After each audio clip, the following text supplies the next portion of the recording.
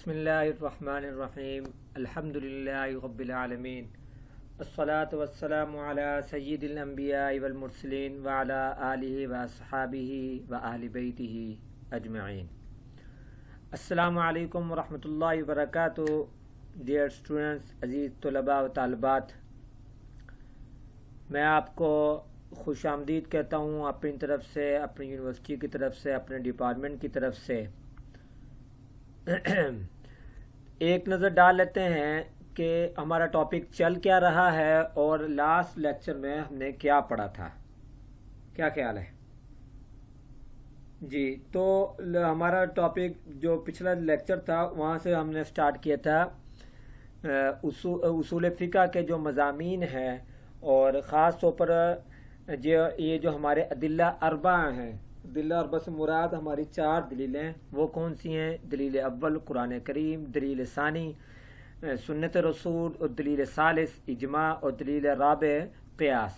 تو یہ ہم نے پڑھنا ہے کہ یہ دلیل کیسے ہے، یہ دلیل کیسے ہے، کس طرح ہے، اور ان کی مدد سے ہم نے شریعت اسلامیہ کو سمجھنا کیسے ہے، کیونکہ یہ شریعت اسلامیہ کے اولین مصادر ہیں۔ یہ ہمیں بتاتے ہیں کہ شریعت اسلامیہ نے ہمیں کیا حکم دیا ہے، کب کیا کرنے کا کہا ہے، اور کس چیز سے روکا ہے، اور کس چیز کی وضاحت کی ہے، اور مقاصد شریعہ کیا ہیں، اور منشاء خداوندی کیا ہے۔ ٹھیک ہے، تو یہ ٹاپک ہے ہمارا جو چل رہا ہے۔ پچھلے لیکچر سے ہم نے یہ شروع کیا تھا، اور اس میں نے تمہید کے طور پر آپ کو قرآن کریم کے متعلق کافی کچھ بتا دیا تھا اس کی تمہید میں۔ ٹھیک ہے، قرآن کا معنی، مفہوم اور اس کے متعلقات میں نے ایک اجمالی خاکہ آپ کے سامنے پیش کر دیا تھا، وہ ایک نظر اس پر آپ دوبارہ بھی ڈال سکتے ہیں کہ ادلہ اربعہ یعنی اصول شریعت یہ 4 ہیں: قرآن، حدیث، اجماع امت اور قیاس شرعی، اور کتاب سے مراد یہ ہے۔ اور پھر ایک بحث یہ چلی تھی کہ قرآن کریم کسے کہتے ہیں۔ یہ بتایا تھا قرآن کریم نظم اور معنی دونوں کے مجموعے کا نام ہے۔ نظم سے مراد الفاظ ہیں، اور معنی سے مراد وہ معنی ہے جو قرآن کریم ان الفاظ کے تناظر میں، ان الفاظ کے ضمن میں بیان کر رہا ہے۔ پھر بتایا تھا کہ نظم اور معنی کے اقسام کی معرفت سے احکام شرع کی معرفت ہوتی ہے۔ یہ ایک لائن ہے، اس کی مکمل وضاحت ہوئی تھی۔ پھر اس کے تحت بہت ساری قسمیں ہیں، ان کی تقسیمات ہیں، ان ہر تقسیم میں پھر اس کی قسمیں ہیں، اس طرح کل 20 قسمیں بنتی ہیں۔ یہ سب کچھ ہو چکا، آپ لوگوں کو بتایا جا چکا، آپ کو یاد ہو کہ نہ یاد ہو۔ ٹھیک ہے، یہ بتایا نا کہ تقسیم اول وضع کے اعتبار سے ہے، یعنی لفظ کے، یعنی اپنے وضع کرنے کے اعتبار سے ہے کہ لفظ کس چیز کے لیے وضع ہے، اس میں خاص ہے، عام ہے، مشترک، مؤول۔ پھر اسی نظم کی بیان کے اقسام میں، یعنی اسی کو بیان کرنے، ظاہر، نص، مفسر، محکم۔ پھر انہی چاروں کے 4 مقابل چیزیں ہیں، وہ ہیں خفی، مشکل، مجمل، متشابہ۔ اور تیسری تقسیم نظم کے استعمال کے اعتبار سے ہے، نظم کے استعمال کے لیے۔ پچھلی تھی بیان کے اعتبار سے، یہ ہے سب سے پہلی وضع کے اعتبار سے، دوسری بیان کے اعتبار سے، اور تیسری نظم کے اعتبار سے۔ نظم کے اعتبار سے تیسری استعمال کے لحاظ سے، استعمال کے اعتبار سے۔ تو استعمال کے اعتبار سے حقیقت، مجاز، صریح، کنایہ۔ اور چوتھی تقسیم ہے مطلع ہونے کے طریقوں کی معرفت میں، اور وہ ہیں عبارت النص، اشارت النص، دلالت النص اور اقتضاء النص۔ ٹھیک، آگے چلیں۔ یہ تو میں نے اجمالی خاکہ بیان کیا تھا، پچھلے لیکچر میں یہ ہو چکا تھا۔ ٹھیک ہے، اور یہ کس چیز کا ہے؟ یہ ان چیزوں کی اقسام ہے، نظم اور معنی کی اقسام کی معرفت ہے یہ۔ اور کل کتنی ہیں قسمیں؟ یہ 20 کس طرح بنتی ہیں؟ ان کی 4 تقسیمات ہیں، ہر تقسیم میں 4 ہے، تو یوں تو 16 ہوئی، لیکن یہ جو دوسری تقسیم ہے اس میں 4 جو قسمیں ہیں، ان 4 ان کے مقابل کی ہیں، وہ ابھی اس پر بات ہوتی ہے جب یہ والا آئے گی۔ پہلے ابھی ہم پڑھیں گے وضع کے اعتبار سے تقسیم۔ وضع کے اعتبار سے تقسیم اس کی 4 قسمیں ہیں، اور پہلی قسم ہے خاص اور دوسری ہے عام۔ خاص کی تعریف دیکھ لیتے ہیں۔ یہ ٹاپک جو ہے اصول فقہ کا، یہ مشکل بھی ہے، سمجھنے والا بھی ہے، دلچسپ بھی ہے، اور بہت مزیدار ٹاپک ہے اور بہت اہم بھی ہے. یوں سمجھ لو کہ ریڑھ کی ہڈی ہے. یہ جو ہم پڑھ رہے ہیں نا، یہ قرآن کریم کے مضامین، پھر سنت کا بھی پڑھیں گے، اجماع کے آج یہ پورے دین اسلام، شریعت اسلامیہ کا جو علم ہے اس کی ریڑھ کی ہڈی ہے. یہ بات آپ سمجھ لیں، ذہن میں بٹھا لیں. کیوں؟ ہر قرآن کریم میں اللہ تعالیٰ نے اور اسی طرح احادیث مبارکہ میں رسول اللہ صلی اللہ علیہ وسلم نے کوئی ایک لفظ بھی بے فائدہ بیان نہیں کیا. ایسا نہیں ہے کہ کوئی ایک بات بول دی جس کا کوئی فائدہ نہیں ہے، کوئی معنی نہیں ہے، بس ایسی بات بیان کر دی. ہمارے ہاں جس طرح ہم عام گفتگو میں کر دیتے ہیں یا اپنی کہیں تحریر میں کر دیتے ہیں. ہر لفظ کی اپنی ایک حیثیت ہے، اپنا ایک وجود ہے، اپنی اس کی اہمیت ہے. اور اللہ تعالیٰ کا یہ جو ہم پر یہ دین نازل کیا قرآن و سنت کی روشنی میں، اس سے مراد مسلمانوں سے کچھ مطالبے ہیں. ان مطالبوں کی ہی وضاحت، ان کی تفصیلات، ان کی آسانی یہاں سے پتہ چلے گی. یہ جو علم ہم پڑھ رہے ہیں، یہ جو علم ہم پڑھ رہے ہیں، تو اس لیے میں کہتا ہوں یہ بہت اہم ہے. ٹھیک ہوگی؟ ہاں جی. تو خاص کی تعریف ہے کہ خاص ہر وہ لفظ ہے جو معنی معلوم یا مسمى معلوم کے لیے انفرادی طور پر وضع کیا گیا ہو. جو معنی معلوم یا مسمى معلوم کے لیے انفرادی طور پر وضع کیا گیا ہو، یعنی اس میں کوئی اور شریک نہ ہو. خاص سے مراد ہم اس کی میں مثال دے کر سمجھاتا ہوں. ہاں سوری، میں نے یاد آ گئی مجھے ایک بات.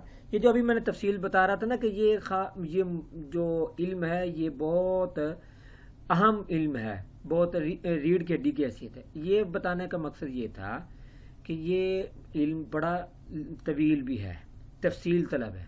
لیکن میں یہاں آپ کو ایک تو مختصر کروں گا اس نیت سے کہ ہمارے پاس وقت کم ہے، ایک. دوسرا اس نیت سے بھی اسے مختصر رکھوں گا کہ آپ لوگوں کو سمجھنے میں مشکل نہ ہو. یعنی اس کی تفصیلات میں جائیں تو آپ لوگوں کو ہضم نہیں ہوگا، سمجھ نہیں آئے گی. تو ان دو وجوہات سے میں نے کیا کیا کہ یہ جو قسمیں ہیں ان کی صرف ہم نے تعریفات پڑھنی ہے، ان کی تعریفات. اگرچہ جو مدارس کے طلباء وہ جانتے ہیں کہ ان کی تعریف کے ساتھ ساتھ پھر ان کی مثالیں بھی ہوتی ہیں، اس کی وضاحت بھی ہوتی ہے، پھر اس کا ہر ایک کا حکم بھی ہوتا ہے. تو میں کوشش کروں گا کہ ان کی سب تعریفات بیان کر دوں، کیونکہ وگرنہ پھر آپ لوگوں کے لیے مشکل ہو جائے گا. جی. تو خاص کی تعریف ہے خاص ہر وہ لفظ ہے جو معنی معلوم یا مسمى معلوم کے لیے انفرادی طور پر وضع کیا گیا ہو. یعنی کسی خاص ایک لفظ ہے جو کسی خاص معنی کے لیے وضع کیا گیا ہے. اب اس معنی کا میں وہی معنی مراد دیا جا سکتا ہے جس کے لیے وہ لفظ وضع کیا ہے، جس کے لیے وہ لفظ جاری کیا ہے. وضع سے مراد وہ لفظ جاری کیا ہے، اس میں کوئی اور لفظ شریک اور معنی شریک ہو ہی نہیں سکتا. یہ مطلب ہے خاص کا. یہ معنی معلوم کی ہم مثال لے لیتے ہیں. جیسے کہ جب ہم نے کہا کہ میں نے آپ کو 5 روپے دیے، تو اب 5 روپے سے مراد 5 روپے ہی ہوتے ہیں. 5 میں 4 نہیں ہو سکتے، 6 نہیں ہو سکتے. 5 لفظ خاص ہے. قرآن کریم میں جب اس طرح کا کوئی لفظ خاص آتا ہے تو اس کا مطلب یہ ہوتا ہے کہ یہ جو لفظ نا اس کو پورا طور پر اس کا حکم ادا کرنا ہے. عام طور پر ہمارے ہاں مثال دی جاتی ہے اصول فقہ کتابوں میں کہ ثلاثۃ قروء، کہ 3 ماہواریاں تک عورت روکے رہے. تو اس میں ثلاثہ لفظ ہے، ثلاثہ لفظ خاص ہے، لہذا اس پر عمل کرنا ضروری ہے. یہ خاص. یہ جو آیا مسمى معلوم یعنی نام، یعنی جسے اسم علم کہتے ہیں. آپ نے ابھی عربی پڑھ رہے ہیں نا. ایک ہے معرفہ کی بھی قسمیں ہیں. اس میں ایک ہے اسم علم. علم کیا مطلب؟ کسی چیز جگہ یا شخص کا نام. کسی چیز جگہ یا شخص کا نام جب نام ہو جاتا ہے تو وہ متعین ہو جاتا ہے. جیسے ہم کہیں کہ میں آج کل لاہور میں ہوں. تو کیا مطلب؟ میں لاہور میں ہوں. اس کا مطلب یہ نہیں ہے کہ میں ملتان میں بھی ہوں، یہ مطلب نہیں ہے کہ میں اسلام آباد میں ہوں. کیوں؟ یہ ہے لفظ خاص. ٹھیک ہوگی بات. عام کسے کہتے ہیں؟ عام ہر وہ لفظ ہے جو افراد کی ایک جماعت کو یا تو لفظاً شامل ہو یا معناً شامل ہو. الفاظ کی ایک جماعت کو لفظ میں شامل ہے، یعنی لفظ ایسا بولا ہے جس میں بہت سارے لوگ شمار وہ ہو جاتے ہیں، شامل ہیں. یا لفظ تو ایک ہے لیکن اس کے معنی میں بہت سارے آ سکتے ہیں، جیسے اس کی مثال میں نے لکھی ہوئی ہے۔ لفظاً شامل ہو، جیسے مسلمون، مسلم کی جمع ہے، یعنی بہت سارے مسلمان۔ اب عام لفظ ہے یہ، بہت سارے مسلمان، اس سے دنیا کے تمام مسلمان مراد ہو سکتے ہیں جب مسلمون آیا ہو۔ پھر اس میں پھر بحث چلتی ہے کہ اس میں سے کیسے آپ نے وہ مراد لینا ہے جو یہاں پر متعین ہو، جو مقصود ہو۔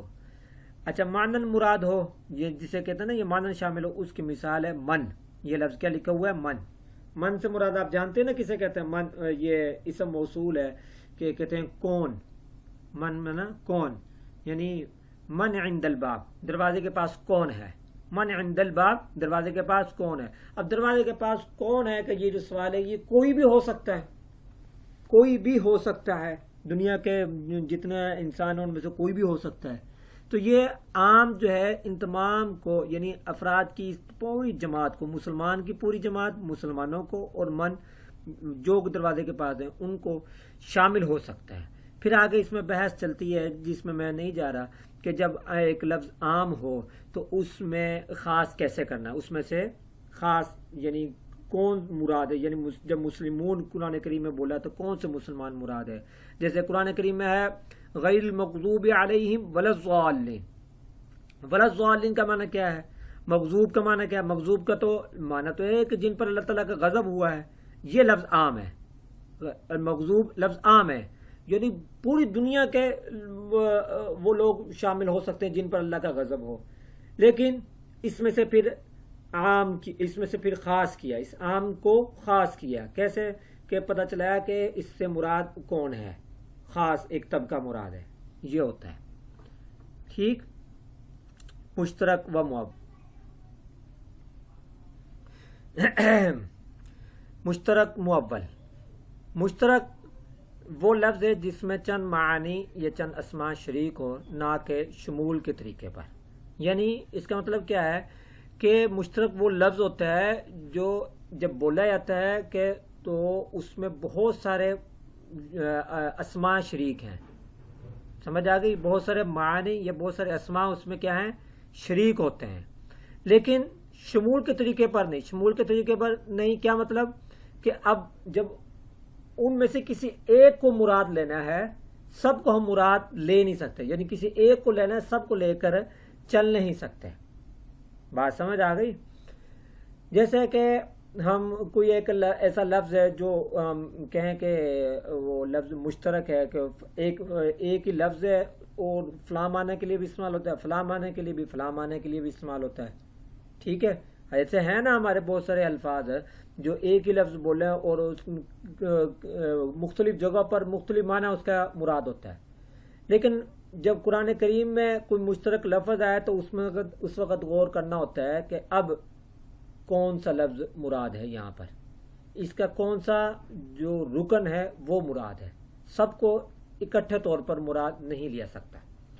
اور پھر جب ان میں سے کسی ایک کو ہم وہ کر لیں جو ایک رکن مراد ہے، اس کو متعین کر لیں تو اسے معول کہتے ہیں، یہی لکھا ہوا ہے۔ پھر مشترک میں جب ظن غالب سے ایک معنی متعین ہو گئے تو اب اس کو کیا کہتے ہیں؟ معول۔ اب اس کو کیا کہتے ہیں؟ معول۔ سمجھ آ گئی؟ تو یہ جو پہلی تقسیم تھی وضع کے اعتبار سے، اس کی قسمیں تھی 4: خاص اور عام، مشترک اور معول۔ ان کے معنی آپ کو سمجھ آ گیا۔ اب آگے چلتے ہیں۔ دوسری تقسیم اسی نظم کی بیان کی اقسام میں ہے، یہ 4 ہیں۔ وہ کون سی؟ ظاہر، نص، مفسر، محکم۔ اور 4 قسموں کے لیے 4 قسمیں جو ان کے مقابل ہے، یعنی ان کے مقابل انہی 4 کے، وہ کیا ہیں؟ خفی، مشکل، مجمل، متشابہ۔ اس کو یوں بھی کہہ سکتے ہیں، ان کو متقابلات بھی کہتے ہیں۔ ان کو کیا کہتے ہیں؟ متقابلات۔ متقابلات سے مراد وہ 8 چیزیں ہیں جو ایک دوسرے کے مقابلے میں واقع ہوتی ہیں، جیسے ظاہر کے مقابلے میں خفی، نص کے مقابلے میں مشکل، مفسر کے مقابلے میں مجمل اور محکم کے مقابلے میں متشابہ۔ بات سمجھ آ گئی؟ یعنی یہ ظاہر کے مقابلے میں خفی، ایک چیز ظاہر ہے تو وہ خفی نہیں ہے. خفی مطلب چھپی ہوئی، ظاہر مطلب بالکل ظاہر. تو جو چیز ایک لفظ ہے اس کا معنی یا تو اپنے معنی میں وہ بالکل ظاہر ہوگا تو وہ خفیہ نہیں ہے، اس کے اندر کچھ ابہام نہیں ہے، یا وہ ابہام والا ہوگا تو وہ ظاہر نہیں ہے. نص ہے، یعنی جس معنی کے لیے وہ لفظ بولا گیا وہ معنی پوری طرح ادا ہو رہا ہے تو وہ نص ہے، اگر وہ پوری طرح ادا نہیں ہو رہا تو وہ مشکل ہے. مفسر مطلب یہ ہے کہ اگر تو وہ تفسیر اس کی ہے تو یہ تفسیر کے قابل ہے، تفسیر کے قابل ہے تو مفسر، اگر تفسیر کے قابل نہیں ہے تو وہ مجمل ہے. سمجھ آ گئی؟ جیسے مجمل چیزیں ہوتی ہیں کہ یہ پوری طرح بات سمجھ نہیں آ رہی. محکم وہ ہوتا ہے کہ جس کے بارے میں قطعی فیصلہ ہو چکا ہے یہی مراد ہے، اب اس میں کوئی اور دوسری رائے ہو ہی نہیں سکتی. یہ محکم، یا تو لفظ محکم ہوگا یا اس کے مقابلے میں لفظ متشابہ ہوگا. یہاں لفظ متشابہ لکھنا تھا، یہ شاید متصابہ لکھا گیا، متشابہ شین کے ساتھ ہے. ٹھیک ہوگی بات؟ اس کو ہم ذرا ان کی الگ الگ ان کی تعریفات دیکھ لیتے ہیں. ظاہر کی تعریف. ظاہر سے مراد وہ کلام ہے جسے محض سنتے ہی اس کی مراد بغیر کسی غور و فکر کے سامع پر واضح ہو جائے. جیسے وہ لفظ سنا، سنتے ہی اس سے کیا مراد ہے، سامع یعنی سننے والے پر کو پتہ چل جاتا ہے کہ اس سے کیا مراد ہے. یہ ہوتی ہے ظاہر. ٹھیک ہوگی بات؟ نص کسے کہتے ہیں؟ لفظ کو جس معنی کے لیے چلایا گیا ہو تو وہ لفظ اس معنی کے لیے نص کہلاتا ہے. لفظ کو جس معنی کے لیے چلایا گیا ہو تو وہ لفظ اس معنی کے لیے کیا کہلاتا ہے؟ نص. ٹھیک ہوگی؟ مفسر کی تعریف. مفسر وہ کلام ہے جس کے مراد متکلم کے بیان سے ایسی ظاہر ہو کہ اس میں تعویل و تخصیص کا احتمال نہ رہے، یعنی اس کے اندر خود پہلے سے ہی تفسیر ہوئی ہے، وضاحت ہوئی ہے. سمجھ آ گئی؟ متکلم نے جب اس کو بیان کر دیا تو اس میں اب تعویل کرنا یعنی کوئی اور معنی مراد لینا کہ یہ بھی ہو سکتا ہے یہ بھی ہو سکتا ہے. تعویل یہی ہوتی ہے نا، جیسے ہم نے مشترک کے معنی میں بتایا کہ مشترک ایک لفظ بول کر کئی معنی اس کے ہو سکتے ہیں، تو ہم کہتے ہیں یا یہ معنی مراد ہے یا یہ معنی مراد ہے. کسی ایک معنی کو جب ہم نے ظن غالب کے ساتھ متعین کر لیا تو وہ مؤول ہو گیا، یعنی تعویل والا ہو گیا. اور تخصیص اس میں سے کسی ایک کو خاص کر لینا. ٹھیک ہے؟ تو مفسر وہ ہوتا ہے جس میں تعویل و تخصیص کا احتمال نہ رہے. آگے جی محکم کسے کہتے ہیں؟ وہ کلام جس میں متکلم کی مراد مفسر سے اس قدر زیادہ ہو کہ اس کے خلاف کسی طور پر بھی جائز نہ ہو، یعنی اس کے خلاف کوئی اور معنی مراد لینا کسی طور پر بھی جائز نہ ہو. یعنی ایک تو ہے نا کہ ایک کلام میں تفسیر کی ہوئی، تفصیل بیان کی ہوئی، ایک یہ ہے کہ وہ اس سے بھی زیادہ اس کو حتمی طور پر بیان کر دیا. جیسے قرآن کریم کی آیت فرض کرو کہ یہ اقیم الصلاۃ، نماز قائم کرو، یہ اب حکم محکم ہے، اس میں آپ کوئی دو رائے ہو ہی نہیں سکتی کہ نماز قائم کرنے کے میں ہم کچھ اجتہاد کریں کہ شاید نماز قائم کرنے کی ضرورت نہ ہو، کچھ اور اس کا معنی ہو. نہیں، یہ محکم ہے. یہ کیا ہے؟ محکم ہے. ٹھیک ہو گئی بات؟ تو ظاہر، نص اور مفسر تین ہو گئی. چوتھی ہے محکم کا معنی بھی آ گیا آپ کے سامنے. تو یہ 4 قسمیں تھیں جو میں نے بتائی تھی. یہ نظم کی بیان کی اقسام ہے پہلی 4. اب آگے شروع ہوں گی انہی چاروں کی ان کے مقابلے کی جو 4 ہے، یعنی اب ظاہر کے مقابلے میں خفی ان کی 4. ٹھیک ہے؟ تو ان سے آپ کو جب ایک دوسرے کے مقابل کی تعریف آپ سنیں گے تو امید ہے کہ آپ کو اگر کوئی تھوڑا سا کمی ہوگی سمجھنے میں تو وہ بھی کمی دور ہو جائے گی. خفی وہ لفظ ہے جس سے مراد کسی عارض کی وجہ سے ہونا چاہیے، کسی عارض کی وجہ سے جس سے مراد کسی عارض کی وجہ سے پوشیدہ ہو، یعنی کوئی وجہ پیش آ گئی جس سے وہ مراد کیا ہے؟ واضح نہیں ہے، وہ پوشیدہ ہے. وجہ پیش آ گئی یعنی عارض سے مراد کوئی وجہ، کوئی بیچ میں یعنی انٹرپٹ ہو گئی کوئی چیز، تو اس کی وجہ سے اس کی مراد کیا ہے؟ پوشیدہ ہو گئی. اور یہ صیغے کی حیثیت سے نہیں ہے، صیغہ تو واضح ہے، ایک لکھا ہوا ہے لفظ، لیکن اس سے مراد کیا ہے وہ کیا ہو گئی، پوشیدہ ہو گئی، ٹھیک ہے، یہ خفی ہے۔ اور یہ ظاہر کے مقابلے میں، ظاہر میں ہم نے کہا تھا کہ بالکل پوشیدہ نہیں ہوتی، اور خفی میں کیا ہوتی ہے، پوشیدہ ہوتی ہے۔ یہ نص کے مقابلے میں مشکل وہ لفظ جس میں خفی سے زیادہ خفا اور پوشیدگی پائی جائے، خفی سے بھی زیادہ خفا اور پوشیدگی پائی جائے، اور اپنے دیگر افراد میں اس طرح گھل مل گیا ہو، یعنی مکس اپ ہو گیا ہو کہ اس کی پہچان مشکل ہو گئی ہو، اس کی پہچان مشکل ہو گئی ہو، حتیٰ کہ اس کے معانی کی طلب اور پھر ان میں غور و فکر سے ہم اپنے ہم شکل افراد سے ممتاز کرتے ہیں۔ یعنی یہ نص کے مقابلے میں یہ ذہن میں رہے۔ اور نص میں ہم نے کہا کیا تھا کہ لفظ کو جس معنی کے لیے چلایا ہے وہی لفظ، وہ لفظ اسی معنی کو ادا کر رہا ہے، تو اس معنی کو ادا کر رہا ہے تو وہ نص ہے۔ اگر وہ اس معنی کو ادا نہیں کر رہا بلکہ کیا اس میں خفا ہے، پوشیدگی ہے، کیوں پوشیدگی کیسے ہو گئی کہ وہ مکس اپ ہوئی ہیں چیزیں، اب معنی کسی طرح سمجھ نہیں آ رہی، تو اس لیے کہا کہ پہچان مشکل ہو گئی۔ تو پھر کرنا کیا ہوتا ہے، معنی کی طلب اور اس میں غور فکر کر کے اس کو اس کے ہم شکل افراد سے ممتاز کرنا ہوتا ہے، الگ کرنا ہوتا ہے۔ ٹھیک، کوئی سمجھ تو نہیں آ رہی، کوئی بات ایسی خدا نہ خواستہ کوئی سمجھ آ رہی ہو؟ آگے چلیں، مجمل کی تعریف۔ مجمل وہ لفظ ہے جو کئی معانی کا اہتمام رکھتا ہو، کئی معانی کا اہتمام رکھتا ہو اور متکلم کی طرف سے بیان کرنے پر اس کی مراد ظاہر ہو۔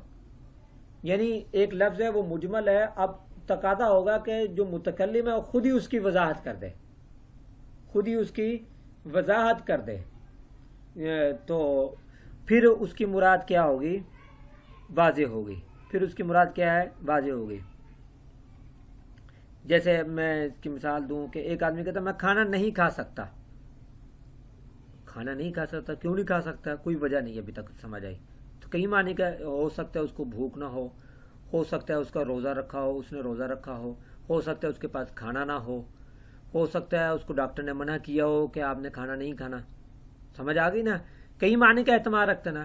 اب متکلم کی طرف سے بیان کرنے پر اس کی مراد ظاہر ہوئی، جب اس نے کہا کہ میں نے روزہ رکھا ہوا ہے، ٹھیک، سمجھ آئی؟ یعنی مجمل جو ہے وہ اشتباہ میں، یعنی مشتبہ ہونے میں مشکل سے بھی زیادہ ہوتا ہے، یہ جو مشکل ہے نا یہ اس سے بھی زیادہ مشتبہ ہوتا ہے۔ آگے متشابہ کی تعریف۔ متشابہ وہ لفظ ہے جس کی مراد دنیا والوں کو معلوم نہ ہو، جس کی مراد دنیا والوں کو معلوم نہ ہو، اگرچہ اس کی مراد آخرت میں پتہ چل جائے، اگرچہ اس کی مراد آخرت میں پتہ چل جائے لیکن دنیا والوں کو فی الحال اس کی مراد معلوم نہیں ہے۔ اسٹوڈنٹ آپ جانتے ہیں کہ قرآن کریم میں کچھ آیات، کچھ الفاظ ایسے بھی ہیں جو متشابہ ہیں، جن کی مراد معلوم ہی نہیں ہے، جیسے حروف مقطعات ہیں۔ حروف مقطعات آپ جانتے ہیں نا کہ ہر سورت کے جو شروع میں ہے الف لام میم کاف ہا یا عین، اس طرح یہ متشابہ ہیں۔ جنت و دوزخ کے متعلق جو صفات بیان ہوئی ہیں یا اللہ تعالیٰ کی جو صفات ہیں کچھ، ان کی کما حق حقیقت ہمیں معلوم نہیں ہے۔ اور یہ جو چیزیں جو بتا رہا ہوں میں آپ کو، یہ ساری تفصیل، خاص طور پر یہ آپ کو پتہ ہے محکم کے مقابلے میں متشابہ ہے، یہ اس قسم کی یہ چیزیں خود قرآن کریم نے اس کی طرف اشارہ بھی کیا ہے۔ یعنی سورہ آل عمران ہے، اور سورہ آل عمران کی آیت نمبر ہے غالباً 7 ہے شاید، جس میں اللہ تعالیٰ نے فرمایا هو الذی انزل علیک الکتاب منہ آیات محکمات، وہ یہ جس نے ان پر کتاب نازل کی، ان میں سے بعض آیات محکمات ہیں، یعنی بعض آیات محکم ہیں، ہن ام الکتاب، وہی ام کتاب ہے، وَأُخَرُ متشابہات، اور کچھ کیا ہے، متشابہات ہیں، یعنی کچھ آیات کیا محکم ہیں، محکم سے مراد ایک بات طے ہو گئی، بالکل کنفرم، پکی ٹھکی بات، اب اس میں ایک لفظ کی بھی رد و بدل، اس میں غور و فکر کی گنجائش نہیں ہے، اجتہاد کی گنجائش ہی نہیں ہے۔ کچھ ہے متشابہات کا آپ پتہ ہی نہیں چل سکتے، کچھ ان کے درمیان ہے۔ اسی آیت میں یہ جو میں نے بتائی نا، هو الذی انزل علیک الکتاب منہ آیات محکمات ہن ام الکتاب واخر متشابہات، اسی آیت میں آگے اللہ تعالیٰ نے فرمایا فَأَمَّا الَّذِينَ فِي قُلُوبِهِمْ زَيْغٌ فَيَتَّبِعُونَ مَا تَشَابَهَ مِنْهُ ابْتِغَاءَ الْفِتْنَةِ وَابْتِغَاءَ تَأْوِيلِهِ، یعنی کچھ لوگ فتنے میں پڑ جاتے ہیں اور کچھ تعویل کی تلاش میں لگتے ہیں. تو اللہ تعالیٰ نے فرمایا وَمَا يَعْلَمُ تَأْوِيلَهُ إِلَّا اللَّهُ، یعنی ان کی تعویل، یعنی جو متشابہ ہیں ان کی تعویل اللہ کے علاوہ اور کوئی نہیں جانتا. سمجھ آ گئی. وَالرَّاسِخُونَ فِي الْعِلْمِ، اور جن کا علم راسخ ہوتا ہے وہ کیا کہتے ہیں؟ یقولون آمنا بھی، ہم تو اسی پر ایمان لائے، جیسا بھی ہے ہم اسی پر ایمان لائے، ہم اس میں غور و فکر کرتے ہی نہیں ہیں. سمجھ آ گئی. یہ حال ہے. خود اللہ تعالیٰ نے جب اسی بارے میں بتا دیا تو کیا خیال ہے اسٹوڈنٹ؟ آج کے لیے اتنا کافی ہے. یہ تعریفات آپ نے یاد کرنی ہے، یا ظاہر ہے کہ آپ کے سلیبس کا حصہ ہے، یہ ساری چیزیں آپ یاد کرنی ہیں، ان کو سمجھنا ہے.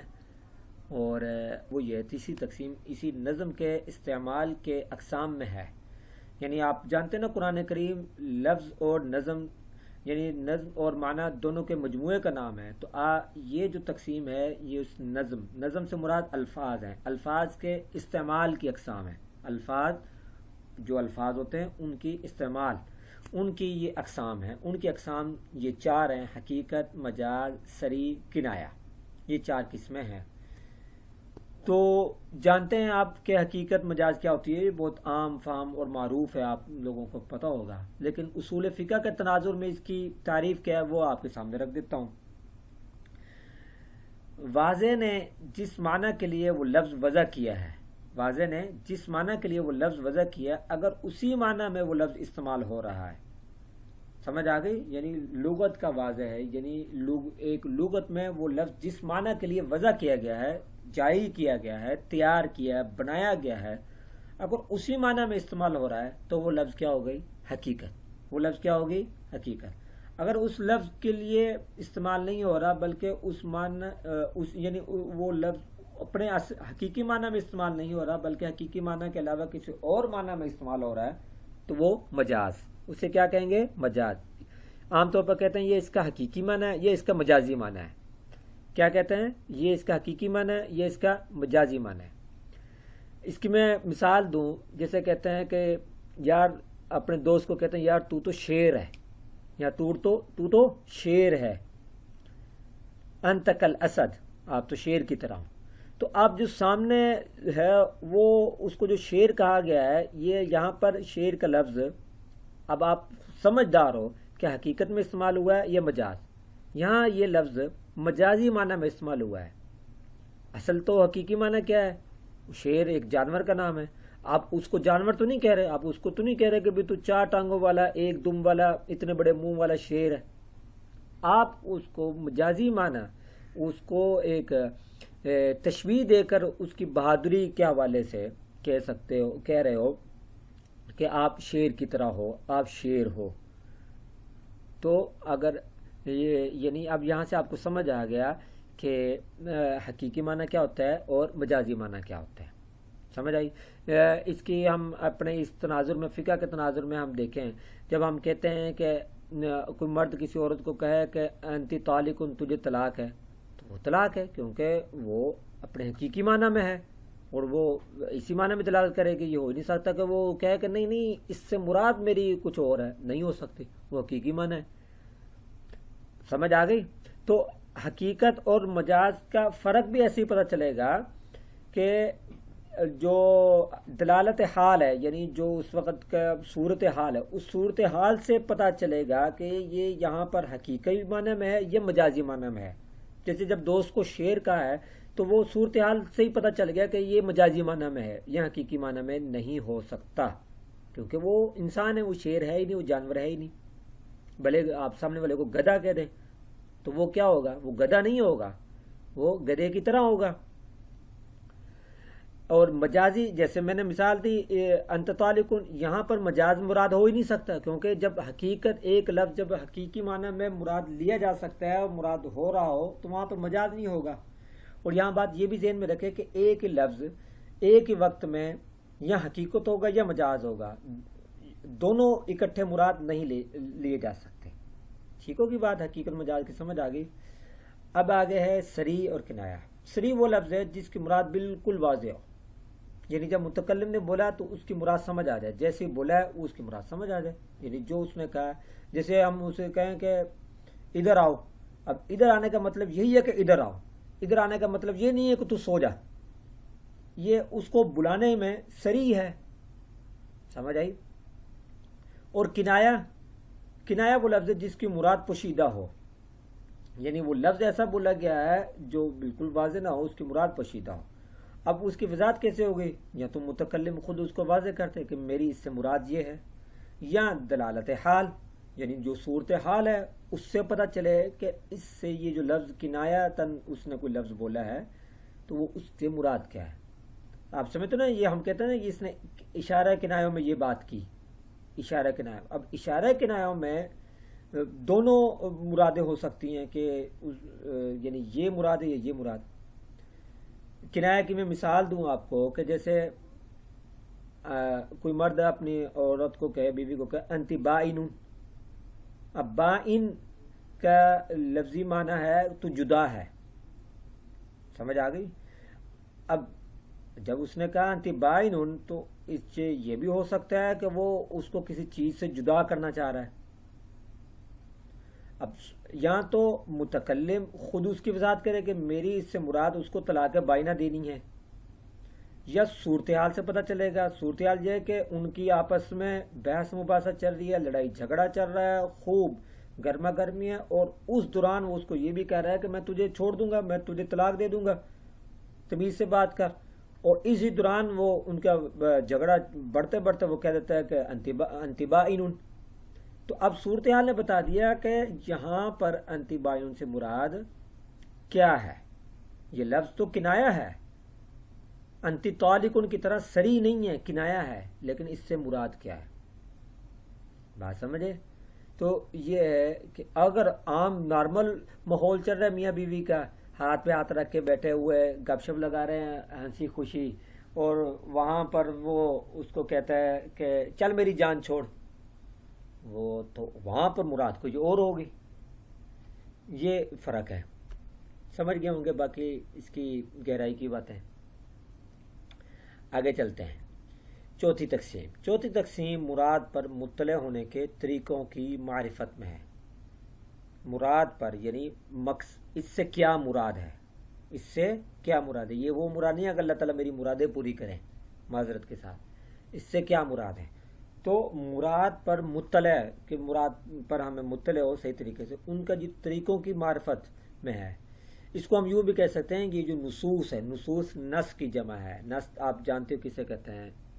حقیقی عبارت کو نص کہتے ہیں، قرآن کریم کی حدیث مبارکہ کی جو حقیقی عبارت ہوتی ہے اسے نص کہتے ہیں۔ نصوص کی اپنی معانی پر دلالت مندرجہ ذیل طریقوں میں سے ہوتی ہے۔ یہ جو طریقے نیچے آ رہے ہیں، ان طریقوں میں سے کسی ایک طریقے پر معانی پر دلالت ہوتی ہے۔ وہ کیا ہے؟ نص کی اپنے معنی پر دلالت یا تو عبارت النص کے ذریعے ہوگی، یا اشارت النص کے ذریعے، یا دلالت النص کے ذریعے، یا پھر اقتضاء النص کے ذریعے۔ آپ لوگ ماشاءاللہ میچور ہو، سارے سمجھدار اسٹوڈنٹ ہو، عام بچے نہیں ہو۔ میری خواہش ہوتی ہے کہ جب بھی آپ کے سامنے کوئی نئی چیز آئے تو سب سے گہرائی میں جایا کرو، اس کی ڈیپتھ میں جایا کرو۔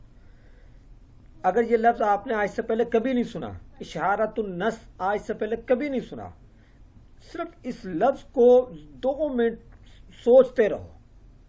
نص سے مراد نص ہے، نص کا معنی پتہ ہے، اشارہ معنی اشارہ، تو نص کا اشارہ کہ نص کسی چیز کی طرف اشارہ کر رہی ہے۔ تو اس طرح آپ سوچو گے، ڈیپتھ میں جاؤ گے تو آپ کو بہت ساری چیزیں، یعنی آدھا علم آ جائے گا آپ کو۔ لیکن ہم یہاں اس کی باقاعدہ اس کی تعریفیں بھی پڑھ لیتے ہیں، اب کیوں پریشان ہو رہے ہیں۔ استدلال بعبارت النص، یعنی عبارت النص کے ذریعے استدلال، اس کی تعریف کیا ہے؟ کسی حکم کو ثابت کرنے کے لیے جو عبارت چلائی جائے اسے عبارت النص کہتے ہیں۔ کسی حکم کو ثابت کرنے کے لیے، یعنی کسی حکم کی بالکل واضح کرنے کے لیے کہ اس سے مراد بھی یہی ہے، جو کہا گیا یہی مراد ہے، یعنی جو کہا گیا ہے یہی مراد ہے، اس کو ثابت کرنے، ایسی عبارت کو کیا کہتے ہیں؟ عبارت النص۔ ایسی عبارت کو کیا کہتے ہیں؟ عبارت النص. جیسے فرض کرو کہ اقیم الصلاۃ کا حکم ہے، نماز قائم کرو. یہاں یہ جو عبارت آئی ہے اس سے مراد بھی یہی ہے کہ بھئی نماز قائم کرو، اس سے مراد کچھ اور نہیں ہے. اسے کیا کہتے ہیں؟ عبارت النص. اسی طرح ایک اور ہے قرآن کریم کی آیت ہے نا، للفقراء المہاجرین الذین اخرجوا من دیارہم واموالہم. تو یہ چل رہا ہے کہ یہ مال غنیمت کن کو ملے گا. ان میں سے کہا گیا کہ ان فقراء مہاجرین کو بھی، یعنی جو ہجرت کر کے آئے ہیں مسلمان اور وہ فقراء ہو گئے، الذین اخرجوا من دیارہم، جو اپنے گھروں سے نکال دیے گئے، جو مکہ مکرمہ سے ان کو نکال دیا گیا، الذین اخرجوا من دیارہم واموالہم، اور ان کو ان کے گھروں سے بھی نکال دیا، ان کے مالوں سے بھی نکال دیا. اب عبارت النص کا سے ہمیں پتہ چل رہا ہے کہ یہ لوگ بھی مستحق ہیں مال غنیمت کے، کیونکہ وہ فقراء ہیں. ٹھیک ہے، فقراء ہیں اور ان کو ان کے گھروں ان کے مالوں سے نکال دیا، الگ کر دیا گیا، اس لیے وہ فقراء ہیں، تو ان کے لیے بھی مال غنیمت ہے. یہ عبارت النص سے پتہ چل رہا ہے. ٹھیک، اسی آیت کو ذہن میں رکھیں، اشارت النص میں بھی ہم اسے سمجھیں گے. اشارت النص کی تعریف یہ ہے کہ نص سے بنا زیادتی کے کوئی حکم و اشارہ سمجھ آئے. یعنی ایک نص ہے، اس نص میں ہم نے کوئی زیادتی نہیں کی، یعنی اس میں کچھ اضافہ نہیں کیا، کوئی تفسیر نہیں کی، اس میں کچھ بھی نہیں کیا، اور وہی عبارت سے ہمیں کوئی حکم اور اشارہ سمجھ آ رہا ہے، یعنی اس سے مزید کچھ چیز سمجھ آ رہی ہے، تو اسے کیا کہیں گے؟ اشارت النص. یعنی کلام اس کے لیے چلایا نہیں گیا لیکن اس سے پتہ چل رہا ہے. جیسے ہم یہی کہتے ہیں کہ ایک بات ہے جو کچھ کہی گئی ہے، اور اس جو کہی گئی ہے وہ تو پتہ چل رہا ہے، لیکن اس میں کسی اور چیز کا اشارہ بھی نہیں کر رہا ہے نا، جس میں کسی اور چیز کا اشارہ بھی نہیں کر رہا ہو، اسے کیا کہتے ہیں؟ اشارت النص. اس کو میں سمجھانے کے لیے یہی آیت دوبارہ لوں گا قرآن کریم کی، یہی للفقراء المہاجرین الذین اخرجوا من دیارہم واموالہم، سورۃ الحشر کی آیت ہے، غالباً 8 نمبر آیت. یہ اب اس میں یعنی ان مہاجرین کو فقراء کہا گیا ہے، تو اس سے یہ بھی پتہ چلتا ہے کہ اگر ان کو ایسے مہاجر ہو جن کو ان کے مال سے الگ نہیں کیا گیا، جو قرآن کریم میں آیا نا، فقراء المہاجرین الذین اخرجوا من دیارہم واموالہم، یعنی ان کو گھروں اور مالوں سے الگ نہیں کیا، یعنی مال سے الگ نہیں کیا. ایسے فقراء، ایسے مہاجر جن کو ان کے مال ان سے یعنی چھینا نہیں گیا، جیسے مکہ کے لوگوں نے بعض مہاجرین سے مال چھیننا تھا، بعض اپنا مال بچا کے لے آئے، تو ایسے لوگ جن سے مال چھینا نہیں گیا تو وہ فقیر نہیں ہوئے، تو وہ فقیر نہیں ہے، وہ مہاجر فقیر نہیں ہے. اسی آیت مبارکہ سے یہ بھی پتہ چل رہا ہے کہ جو مہاجر ہیں جن سے مال چھینا نہیں گیا تو وہ فقراء نہیں ہیں، جن کا مال انہی کے پاس ہی ہے، انہی کی ملکیت میں ہے، کافروں کی ملکیت میں نہیں ہے. بات سمجھ آ گئی؟ آگے چلیں. دلالت النص. دلالت النص ایسا معنی جو لغوی طور پر منصوص علیہ کی علت سمجھا جائے، جو لغوی طور پر منصوص علیہ، یعنی منصوص علیہ کسے کہتے ہیں؟ نص تو آپ جانتے ہیں نا کسے کہتے ہیں؟ نص جس معنی پر بولی جاتی ہے، جس معنی پر بولی جاتی ہے اسے منصوص علیہ کہتے ہیں. جیسے یعنی مفعول، جیسے یعنی جس پر کام واقع ہوئے سے مفعول کہتے ہیں نا، مفعول منصوص اس طرح ہے. منصوص علیہ کی علت سمجھا جائے، یعنی اس کی وجہ سمجھا جائے، علت، تو اس معنی کو کیا کہتے ہیں؟ دلالت النص. ویسے دلالت النص لفظ پر بھی آپ غور کریں تو آپ کو اندازہ ہوگا کہ نص جس معنی پر دلالت کر رہی ہے، یعنی نص کا ظاہری معنی کچھ اور ہے، اس میں اشارہ بھی کچھ اور آ رہا ہے، اور لیکن اس کے ساتھ وہ کسی معنی پر دلالت بھی کر رہی ہے. سمجھ آ گئی؟ تو اس کو کیا کہیں گے؟ دلالت النص. نہیں سمجھ آئی آپ کو؟ شاید نہ سمجھ آئی. چلو میں آپ کو ایک مثال دیتا ہوں، اگر آپ اجازت دے تو ایک مثال دوں آپ کو. جیسے قرآن کریم کی آیت ہے فلا تقل لهما اف ولا تنهرهما.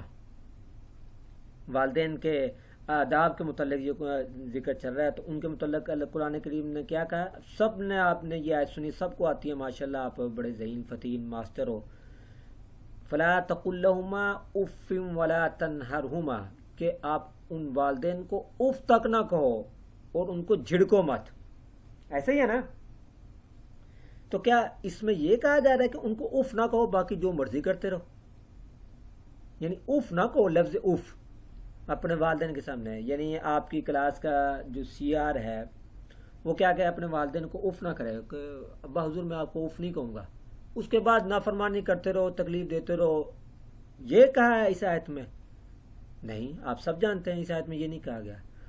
اس آیت میں یہ کہا گیا ہے کہ جب اف کہنے کی اجازت نہیں ہے تو اس کا مطلب یہ ہے کہ اس سے زیادہ تکلیف دینے تو بطریق اولا اجازت نہیں ہے۔ اف تو ہلکا سا لفظ ہے نا، کہ اب ماں باپ کے سامنے کسی بھی بات کا برا تک منانے کے لیے جیسے ہماری زبان میں کہتے ہیں ہوں تک نہ کرنے کی اجازت نہیں ہے، تو اس سے زیادہ کرنے کی تو بالکل بھی اجازت نہیں ہوگی۔ قرآن کریم کی یہی آیت دلالت کر رہی ہے، اس سے ہر سمجھدار اور جو پڑھا لکھا وہ سمجھتا ہے، اور لغوی معنی والا بھی سمجھتا ہے کہ جب اس کے سامنے یہ آیت آئے گی، وہ لغت کا ماہر ہوگا تو وہ فوراً کہے گا جب اف کہنے کی اجازت نہیں ہے تو اس کا مطلب یہ ہے کہ اس سے بڑی بات کہنے کی تو بالکل بھی اجازت نہیں ہے۔ کیوں؟ نص دلالت کر رہی ہے کہ ماں باپ کے سامنے اونچا بولنا، ان کے ساتھ بحث و مباحثہ یا ان کو کسی قسم کی کوئی تکلیف پہنچانے کی اجازت نہیں ہے۔ یہ آیت دلالت کر رہی ہے اس معنی پر۔ اب سمجھ آئی؟ آگے چلتے ہیں۔ اقتضاء النص، نص کا تقاضا ہے، نص کا تقاضا ہے، اس معنی سے سمجھ آ رہا ہے۔ اس کی تعریف کیا ہے؟ وہ معنی جسے مقدر مانے بغیر، وہ معنی جسے مقدر یعنی فرض کر لیا جائے، اس میں فرض کیے بغیر، مقدر مانے بغیر کلام کی دلالت درست نہ ہو، کلام کی دلالت درست نہ ہو۔ ظاہر نص کا تقاضا ہے کہ یہاں پر کچھ فرض کیا جائے، یہاں پر کچھ مقدر مانا جائے، کس چیز کا کچھ اور چیز کا اس میں اضافہ، کچھ اور چیز کو اس میں سمجھا جائے، یہ نص کا تقاضا ہے۔ سمجھ آئی بات آپ کو؟ نہیں سمجھ آئی؟ مثال دے دوں؟ چلو میں مثال دے کر سمجھاتا ہوں۔ قرآن کریم کی آیت ہے حرمت علیکم امہاتکم، تم پر تمہاری مائیں حرام کر دی گئی۔ کیا تم پر تمہاری مائیں حرام ہیں؟ بتاؤ کیا معنی ہے اس کا؟ کہ تم پر تمہاری ماؤں سے نکاح حرام ہے، یہ معنی مراد ہے، سب جانتے ہیں۔ قرآن کریم کی آیت چل بھی یہی رہی ہے، اس کا تقاضا بھی یہی ہے، آپ اس کا معنی مفہوم بھی جانتے ہو۔ کیا ہے کہ تو ان سے نکاح حرام ہے، ماں تو حرام نہیں ہے نا۔ اچھا یہ بھی ہے اسی طرح کہ حرمت علیکم امہاتکم، کو تم پر تمہاری مائیں حرام ہیں، تو باپ حلال ہے۔ مطلب کیا ہے کہ یہ بکرا حلال ہے اور کتا حرام ہے، تو لہذا بکرے کو تو کھا سکتے ہیں، کتے کو نہیں کھا سکتے ہیں، تو ادھر ماں کو حرام قرار دیا ہے تو باپ حلال ہے؟ نہیں بھئی، یہاں پر مراد ہے یہ طے کرنا ہے کہ یہ مضمون کیا چل رہا ہے اور اس مضمون کے مطابق یہ معنی کیا ہوگا۔ سمجھ آ گئی بات؟ میں ایک اور مثال دیتا ہوں جاتے جاتے، ٹائم بھی ویسے کافی ہو گیا۔ کیا کہتے ہیں کہ مجھے یہ ہم ہوٹل پہ کھانا کھانے جاتے ہیں، یہ مجھے بکرے سے یاد آ گیا، کڑھائی کھاتے تھے، 1 کلو کڑھائی لے آؤ۔ تو 1 کلو کڑھائی کا کیا مطلب ہوتا ہے؟ وہ جو کڑھائی کا جو برتن ہے وہ لے آئے؟ نہیں، کیا مراد ہوتا ہے کہ بھائی 1 کلو کڑھائی گوشت لے آؤ، جس کا یعنی وہ گوشت جس کا وزن 1 کلو ہو، یا کوئی ایسا ہو آپ کی کلاس کے اسٹوڈنٹ کے وہ 1 کلو وزن والا وہ برتن لا کر رکھ دے، آپ نے 1 کلو کڑھائی مانگی ہے۔ سمجھ آ گئی اب؟ تو یہ سمجھ آ گئی ساری چیزیں۔ قرآن کریم کے متعلقہ یہ مضامین تھے سارے جو اب تک مکمل ہو چکے الحمدللہ۔ اب اگلے لیکچر میں نے قرآن کریم کے حوالے سے ایک مختصر سی بات کرنی ہے، پھر ہم نے سنت رسول یعنی جو ادلہ اربعہ میں سے دوسری دلیل سنت رسول ہے اس کے متعلق ہم شروع کریں گے انشاءاللہ تعالی۔ مجھے اجازت دیں، اگلے لیکچر میں ملاقات ہوگی انشاءاللہ تعالی۔